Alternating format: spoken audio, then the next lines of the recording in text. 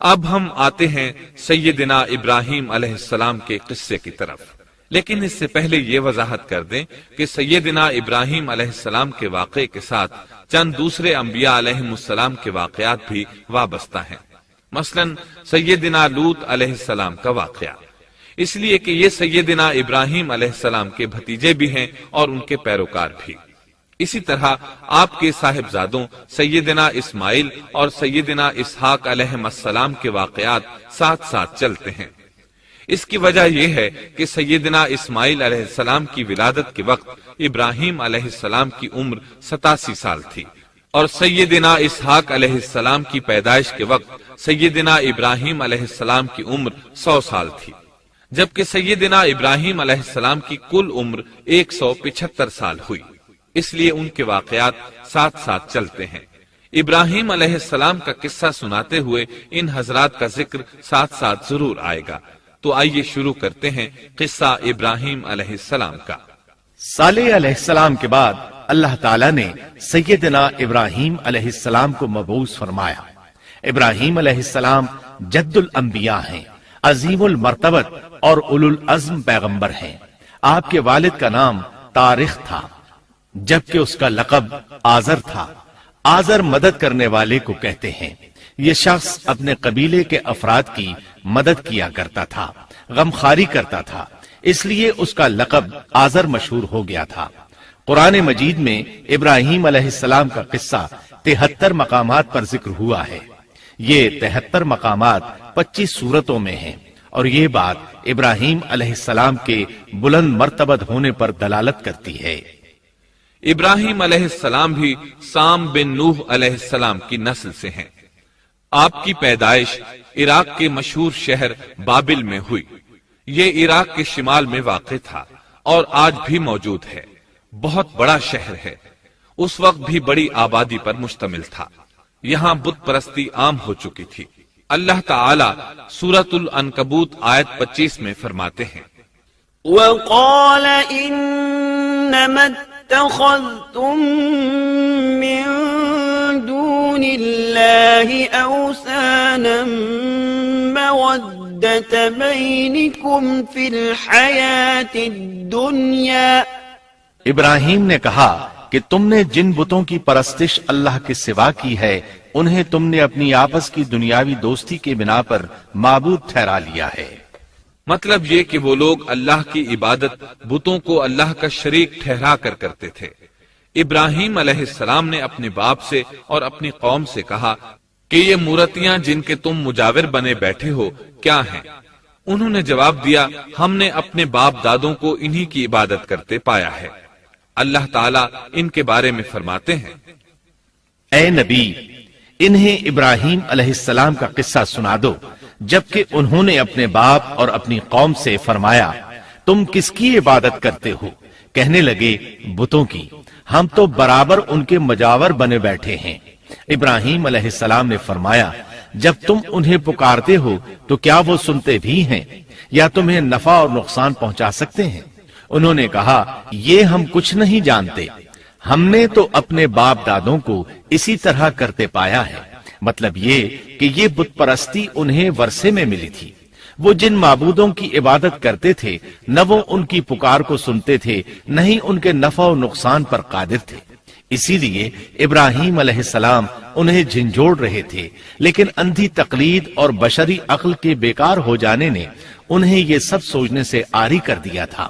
اللہ تعالیٰ نے ابراہیم علیہ السلام کی خصوصی رہنمائی فرمائی تھی، جیسا کہ سورۃ الانبیاء آیت 51 میں ہے، وَلَقَدْ آتَيْنَا إِبْرَاهِيمَ رُشْدَهُ مِن قَبْلُ وَكُنَّا بِهِ عَالِمِينَ۔ اور ہم نے ابراہیم کو پہلے سے ہدایت عطا فرما دی تھی اور ہم اسے جانتے تھے۔ ابراہیم علیہ السلام نے کبھی ایک لمحے کے لیے بھی بتوں کی پوجا نہیں کی تھی۔ آپ نے اپنی قوم کو بتوں کی پوجا کرتے دیکھا تو انہیں ملامت کی، ایک اللہ کی طرف دعوت دی، اور اس دعوت کی ابتدا انہوں نے اپنے باپ سے کی۔ اللہ تعالیٰ سورہ مریم میں فرماتے ہیں، اے نبی کتاب میں ابراہیم کا ذکر کر، بے شک وہ سچا نبی تھا۔ جب اس نے اپنے باپ سے کہا اے میرے باپ، بے شک مجھے وہ علم عطا ہوا ہے جو تمہیں حاصل نہیں، اس لیے میری اطاعت کریں، میں آپ کو سیدھا راستہ دکھاؤں گا۔ اے میرے باپ شیطان کی عبادت نہ کریں، بے شک شیطان اللہ کا نافرمان ہے۔ ان بتوں کی عبادت گویا شیطان کی عبادت ہے، اس لیے آپ نے ان معبودوں کو شیطان سے تعبیر کیا۔ فرمایا اے میرے باپ، بے شک مجھے خوف ہے کہ تم پر اللہ کا عذاب آئے، پھر تم شیطان کے ساتھی ہو جاؤ۔ باپ نے ان کی بات سن کر کہا اے ابراہیم، کیا تو میرے معبودوں سے پھرا ہوا ہے؟ البتہ اگر تو باز نہ آیا تو میں تجھے سنسار کر دوں گا، اور تو مجھ سے ایک مدت تک دور ہو جا، یعنی مجھ سے اتنا دور ہو جا کہ کبھی مجھے نظر نہ آئے۔ ابراہیم علیہ السلام نے اپنے باپ پر نرمی اور مہربانی کرتے ہوئے ان سے کہا آپ پر سلامتی ہو، میں اپنے رب سے آپ کے لیے بخشش طلب کرتا رہوں گا۔ لیکن جب بعد میں ان پر واضح ہو گیا کہ وہ تو اللہ کا دشمن ہے تو ابراہیم علیہ السلام اس سے بے تعلق ہو گئے۔ سورہ توبہ آیت 114 میں اللہ فرماتے ہیں وما كان استغفار إبراهيم لأبيه إلا عن موعدة وعدها إياه فلما تبين له أنه عدو لله تبرأ منه ان ابراہیم لأواہ حلیم۔ اور ابراہیم کا اپنے والد کے لیے بخشش طلب کرنا ایک وعدے کی وجہ سے تھا جو وہ اس سے کر چکے تھے، لیکن جب انہیں معلوم ہو گیا کہ وہ اللہ کا دشمن ہے تو اس سے بیزار ہو گئے۔ بے شک ابراہیم بڑے نرم اور تحمل والے تھے۔ کسی ایماندار کے لیے جائز نہیں کہ وہ کسی کافر کے لیے دعائے مغفرت کرے، بلکہ مومن پر حرام ہے کہ وہ کسی کافر یا عیسائی وغیرہ کے لیے مغفرت طلب کرے یا اس سے یہ کہے کہ اللہ تجھ پر رحم کرے۔ ابراہیم علیہ السلام کے والد نے انہیں دھمکی دی تھی کہ اگر تم اس دعوت سے باز نہ آئے تو میں تمہیں سنسار کر دوں گا۔ اس کے جواب میں ابراہیم علیہ السلام اپنے والد کے ساتھ انتہائی شفقت سے پیش آئے اور اس سے کہنے لگے میں آپ کے لیے اپنے رب سے استغفار کرتا رہوں گا، اس لیے کہ آپ اپنے والد پر بے حد مہربان تھے۔ اسی لیے اللہ تعالیٰ بھی ابراہیم علیہ السلام پر بے حد مہربان تھے اور آپ کا لقب خلیل الرحمن رکھ دیا گیا۔ خلت محبت کا وہ انتہائی درجہ ہے جس کے ساتھ دل محبت سے بھر جاتا ہے، یعنی وہ بہت سے لوگوں سے بڑھ کر اللہ تعالیٰ کو محبوب تھے۔ والد کے سخت جواب کے بعد ابراہیم علیہ السلام نے ان سے علیحدگی اختیار کر لی اور انہیں مخاطب کر کے فرمایا میں تمہیں چھوڑتا ہوں اور جنہیں تم اللہ کے سوا پکارتے ہو ان کو بھی چھوڑتا ہوں، میں اپنے رب کو پکاروں گا، مجھے امید ہے میں اپنے رب کو پکار کر محروم نہیں رہوں گا۔ آپ اللہ کے پیارے اور پسندیدہ نبی تھے۔ جب آپ نے اپنی قوم کو توحید کی دعوت دی اس وقت آپ نوجوان تھے، آپ کی عمر 16 سال تھی۔ ساتھ میں آپ اس بات پر غور و فکر بھی کرتے کہ آخر یہ لوگ بتوں کی پوجا کیوں کرتے ہیں۔ آپ کا دل ان کے شرک پر بہت کوڑتا۔ آخر آپ نے مصمم ارادہ کر لیا کہ اس شر اور فساد کی جڑ کو کاٹ کر رہیں گے، یعنی ان بتوں کو توڑ کر رہیں گے۔ آپ اپنی قوم کو بتوں کو توڑ دینے کی دھمکی دیتے رہے۔ اس دھمکی کا ذکر اللہ تعالیٰ نے سورۃ الانبیاء آیت 57 میں کیا ہے۔ وَتَاللَّهِ لَأَكِيدَنَّ أَصْنَامَكُمْ بَعْدَ أَن تُوَلُّوا مُدْبِرِينَ۔ اور اللہ کی قسم میں تمہارے بتوں کا علاج کروں گا جب تم پیٹھ پھیر کر جا چکے ہوگے۔ یہ بات ابراہیم علیہ السلام نے پوشیدہ نہیں اعلانیہ کہی تھی۔ آخر انتظار کا وقت ختم ہوا، عید کا دن آ پہنچا۔ عید کے دن وہ لوگ صبح سویرے گھر سے نکلنے سے پہلے کھانا پکا کر اپنے معبودوں کے سامنے رکھتے تھے، پھر شہر سے باہر ایک میدان میں جمع ہوتے۔ वहां खेलते कूदते खुशियां मनाते, नाज से चलते फिरते और खाना खाते।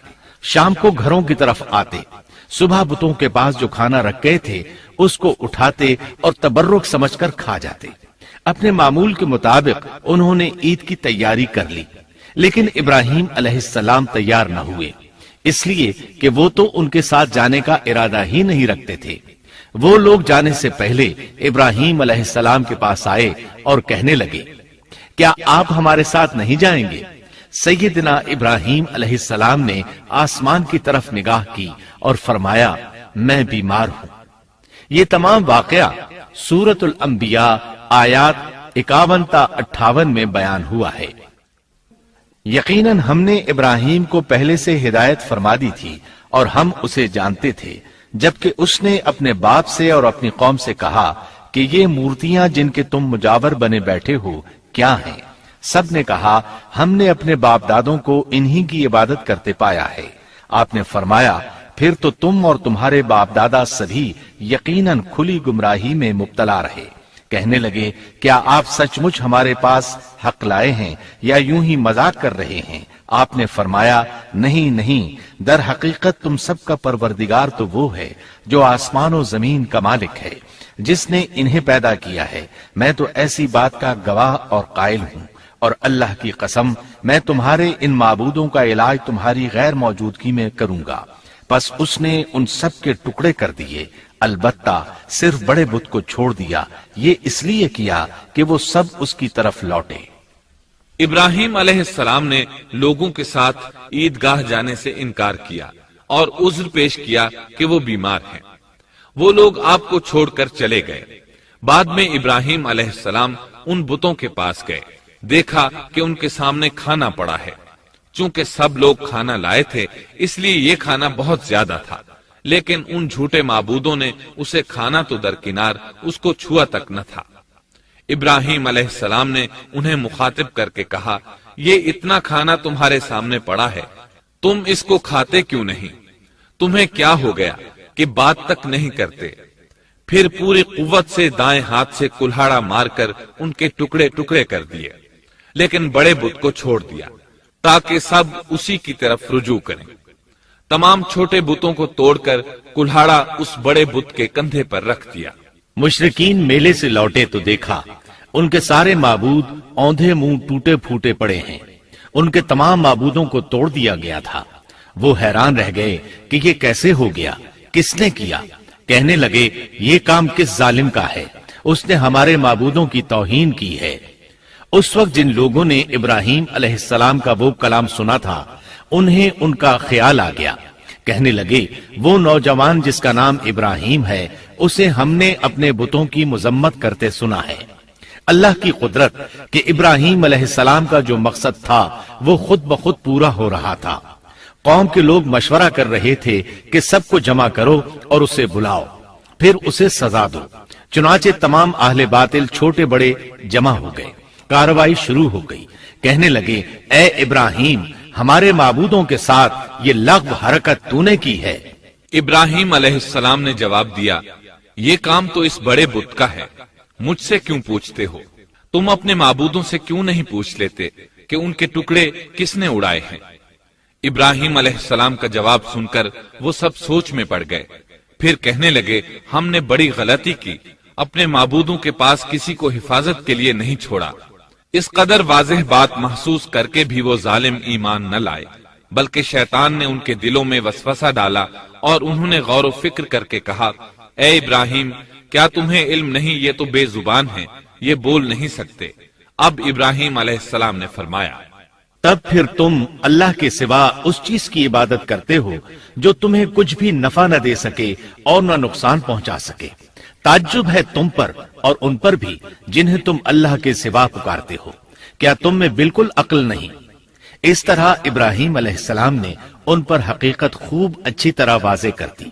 उनसे फरमाया, तुम उनकी पूजा करते हो जिनको तुम खुद तराशते हो, यानी उनका हाल तो ये है कि तुमने उनको खुद अपने हाथों से तराशा और उनकी इबादत करने लगे, जबकि तुम्हें और तुम्हारी बनाई हुई चीजों को अल्लाह ही ने पैदा किया है।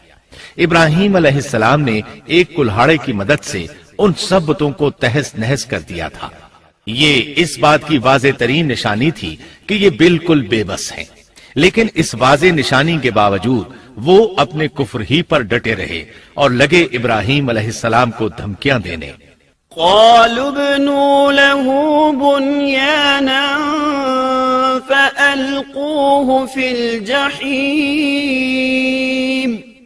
कहने लगे इसके लिए एक आतिशकदा बनाओ और इसे इस दहकती आग में डाल दो।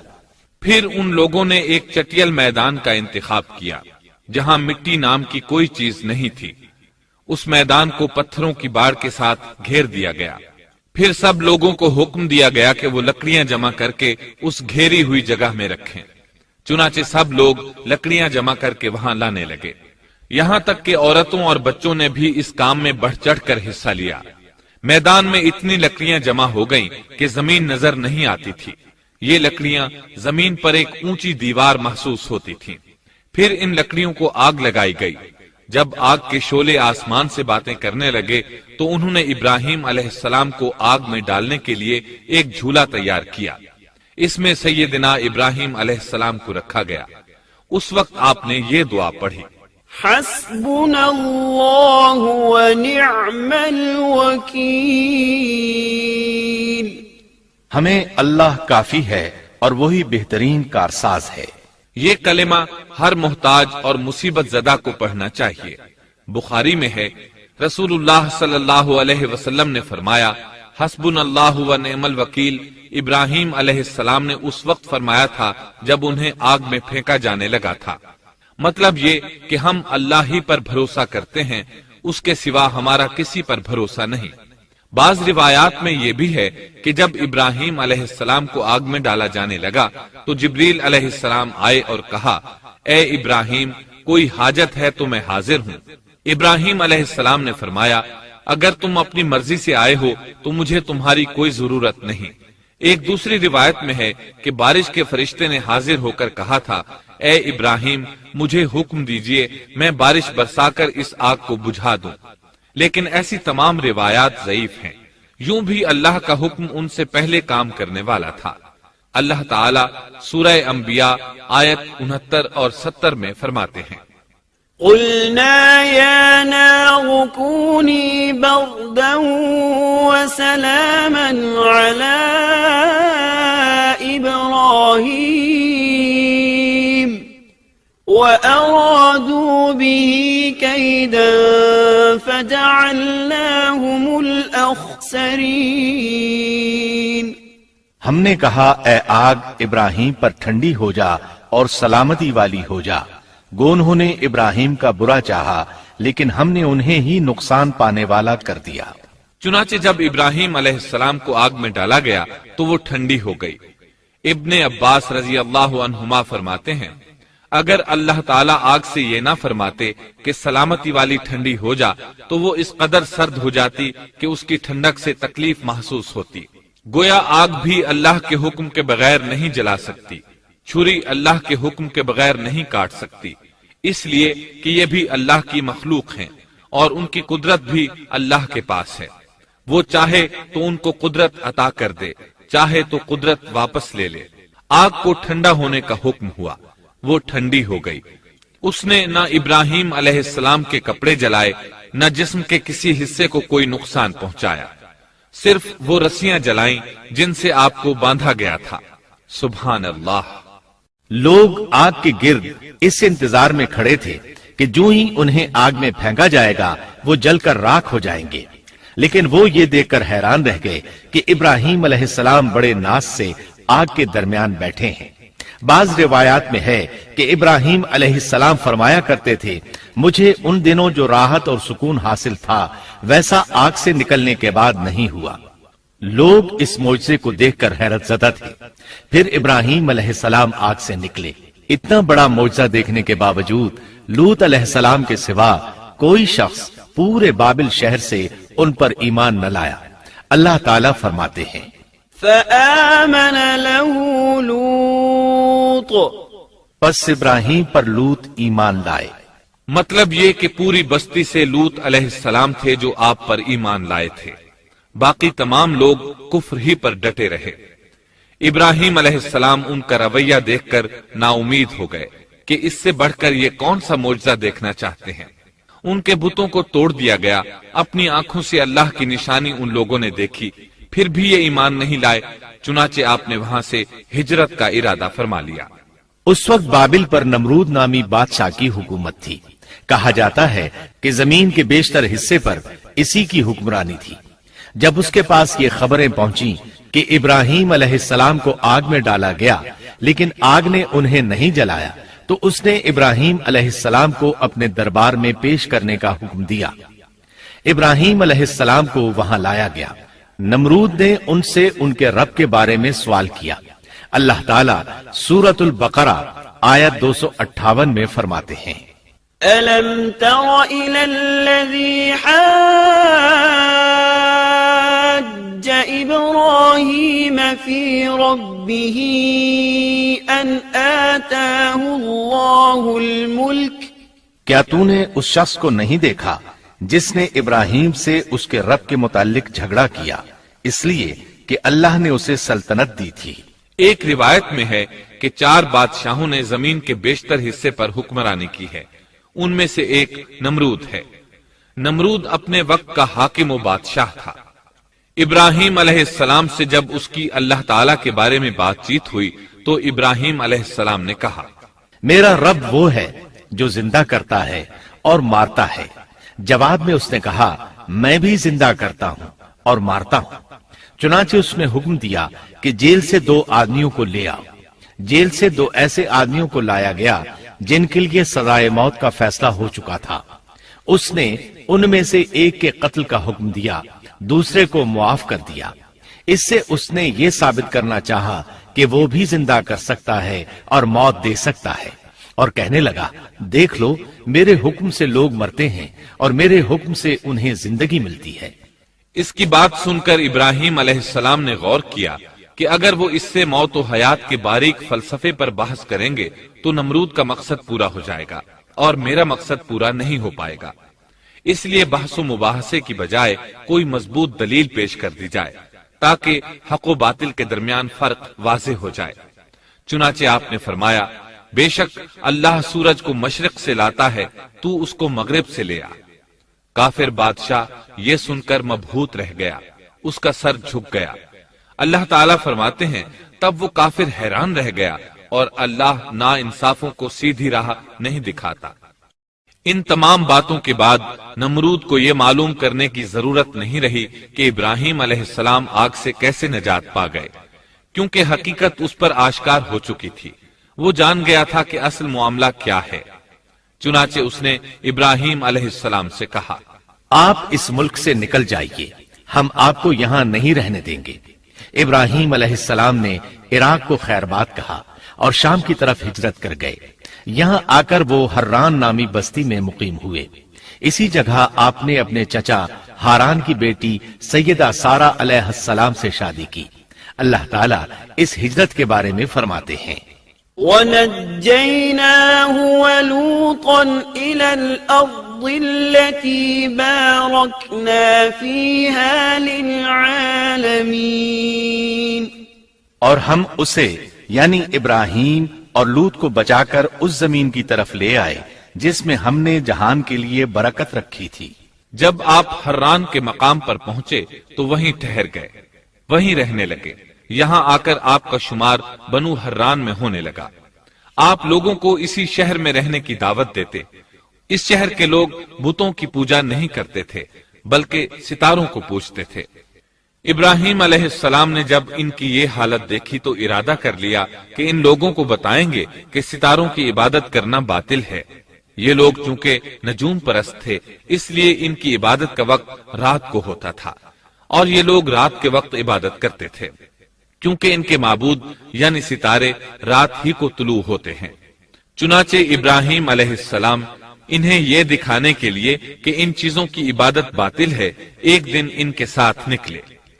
اللہ نے آسمان کے دروازے کھول دیے تو ابراہیم علیہ السلام نے چاند، ستاروں، سیاروں اور آسمان و زمین کی سلطنت کو دیکھا۔ اللہ تعالیٰ نے ابراہیم علیہ السلام سے تمام پردے ختم کر دیے جو عام طور پر لوگوں کی آنکھوں پر ہوتے ہیں، اور انہوں نے وہ کچھ دیکھا جسے آج کی رصد گاہیں بھی نہیں دیکھ سکتی۔